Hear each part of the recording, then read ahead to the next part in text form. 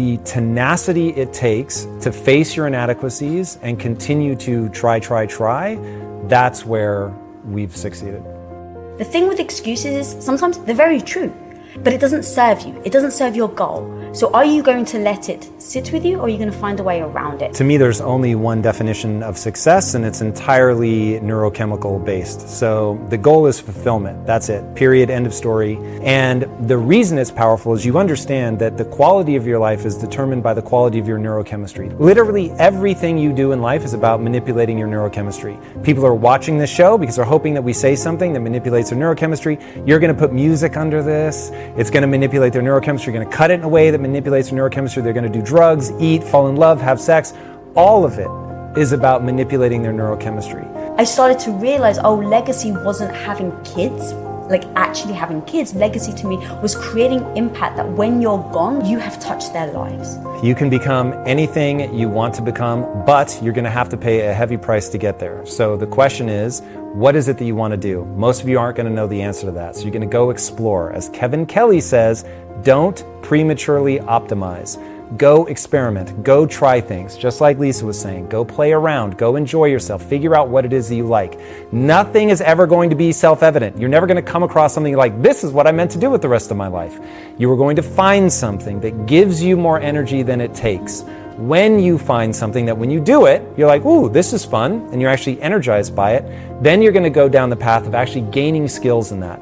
The more you engage with that, if that continues to be more fun, now it will become a fascination. Once something becomes a fascination, now we're going to really figure out if we can serve other people with that set of skills. If you can, you've got a hope of turning that into a passion. There's a saying called brain plasticity. Your brain actually changes no matter how old you are. Your brain changes. And I was like, okay, well, if that's true, then if I put time and energy into something, my brain will change, I'll get better at it, and that will improve my skills. And then another obsession of mine is to get people to understand skills have utility. You don't read a book to get an A on the test. You don't read a book to check something off a list. You read a book to learn something that lets you do something in the real world that other people can't do. Elon Musk has a great quote, "You're paid in direct proportion to the difficulty of the problems you solve." So you're learning something so you can solve problems, hard problems, that other people can't solve. And so once you understand, oh, this is mechanical. My brain is designed a certain way. There's a certain path that I have to walk to gain skills. And then skills let me do something other people can't do. And by doing things other people can't do, I'm able to serve myself and the group. That's fulfillment. Fulfillment's the point. It is so mechanistic. It's all just deadly simple. And when I'm giving honest answers, I'm always looping around, this is how the human mind works. And every time I say something controversial, it's always about biology. I'm just like, okay. Like, if you want to fight it. You're going to die tired, and I will propel myself forward because I'm not judging what is true.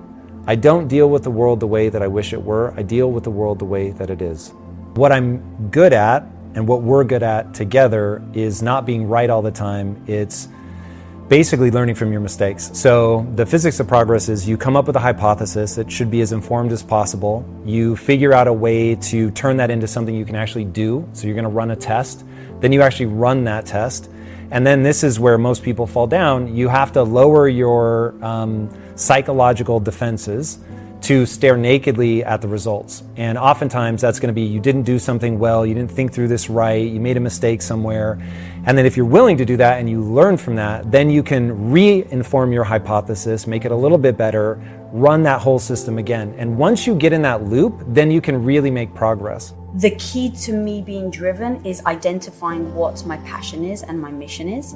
So if I don't have a passion and mission, then I don't have a drive. When we started Impact Theory, it really was to make change. So Quest was the answer to helping people in our lives who were struggling with weight, and Impact Theory was the answer to people in our lives who were struggling with a poor mindset. And someone like my mum, Quest was already $1 billion company, and my mum was still morbidly obese. And I was trying, because I care about her so much, I just want her to live for a long time. I don't care about what she looks like. She's like, Mum, I want you to eat healthy so you can be around for a long time. And I try to, give her free Quest bars. I offer to pay for trainers for her. And every time I would say, Mum, like, what can I do? How can I help? She just said, I'm too old. I can't lose the weight. I'm too old. And over time, we realized the power of the mind. That Quest was amazing for people that were going into the gym, picking up a Quest bar, or like thinking, oh, I want to eat something healthy today. But it meant nothing to the people that felt depressed, had anxiety, or didn't believe in themselves enough to even go after picking up a healthy protein bar like my mum. So for me, it really was the mindset was the big key. And then over time, as we started to talk about mindset and building a studio, because that was our background, we really started to realize that to create actual impact, you need to go after the younger kids, because the age of imprint is between 11 and 15. That's the period where they're most susceptible to the messaging. And so if we really want to do no BS, what is it actually going to take to make global change on people's mindset? You've got to get them young. So we basically sat down and said, what does that look like? What type of studio do we build? And then for me, my personal thing has just been leaning more and more into young girls. It's I could wake up every single freaking day and fight for that 14-year-old girl that was me, that didn't believe in herself, that felt ugly, that was teased, that was made fun of for my looks. I will fight for that 14-year-old girl so that if I can touch her then and let her know and have her help her to believe she can become anything she wants if she sets her mind to it and works hard, then I feel like my job is done. But it has to be, to me, on a global scale at that age. That's how you really make real change. So every day I wake up for that 14-year-old Lisa. Passion is about acquiring enough skills at something that other people care about, and you have to care about it first and foremost. But if you care about it and other people care about it, now you get into that reciprocal relationship where, and it could be playing the guitar, it could be playing video games, right? Think about somebody that's just an absolute God tier gamer, and other people will show up at a stadium to watch them play. They'll sit on Twitch for hours watching them play. So you're doing something that brings joy to other people. But they had to get freakishly good at that. They had to spend a lot of time improving their skill set. So they worked hard to gain a set of skills that allows them to serve not only themselves, but other people. That is the name of the game. The problem is people are expecting something to be self-evident. They are told a lie that they're born with a purpose. You're not born with a purpose. You're going to decide that this passion, this thing that you've worked your ass off to get good at, that allows you to serve not only yourself, but other people, that's now your purpose.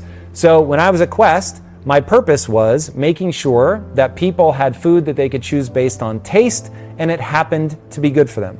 At Impact Theory, the goal is to give people a growth mindset at scale through story. So I'm just doing entertaining things, but it's designed to help them get that right mindset. That is my purpose. That wasn't my purpose when I was 12 or 20 or even 30.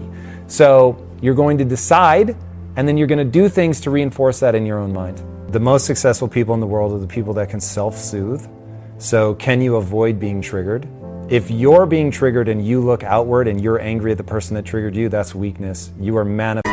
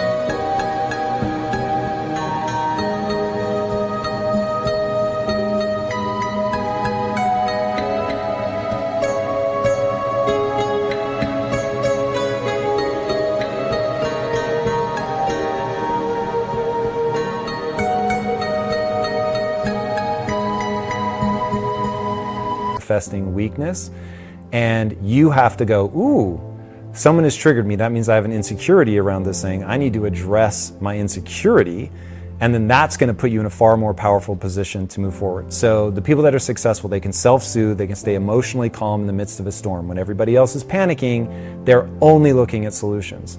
And that's the other thing about the no bullshit, what would it take game. The whole point is to switch you out of problem mode into solution mode. Most people can only see, these are the 152 ways that this could go wrong. And we started doing that to say, no matter how outrageous, there is a way to pull this off. So what would need to be true for this to work? Stop telling me all the things that aren't going to work. Tell me the thing that is going to work.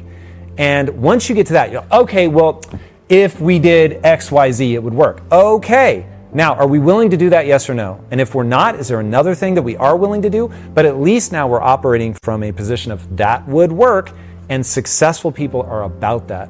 They are good decision makers. They are hyper resilient. They don't stop at failure. They don't get in their own way from an ego perspective. They're looking nakedly at their own inadequacies. And they've got enough confidence to get people going behind them. It is this weird thing of, dude, I fear that I'm too dumb to do the things that I want to do in my life. I never know if I'm right, and I go all out every fucking time. And I'm just trying to make it happen. And so I have the courage of conviction to say, I know about myself. I will keep going until I figure this out. Not that I already understand everything, that I have the courage to figure this out. And then I will go through and I will weather that storm. People are intoxicated by that certainty, where I'm like, hey, get behind me. I will get us through this. I'm not telling you I already understand everything, but I am telling you I will not stop fighting until we get to the other side. Dude, the way that people will pile in behind you when you do that, I have the chills now because I know how people respond to that. So if you can manage your emotions, if you've got the courage to fight through that storm, if you're not easy to knock off your pedestal and you're humble enough to know that you're almost certainly making mistakes so that you know when to correct course, that's the recipe. Legacy to me was creating impact that when you're gone, you have touched their lives. And to be able to meet a woman that maybe has read my book, Radical Confidence, or has said that they've seen a piece of my content and I've taken them from believing that they were maybe worthless or had no value or they didn't believe in themselves, and something they heard me say shifted them.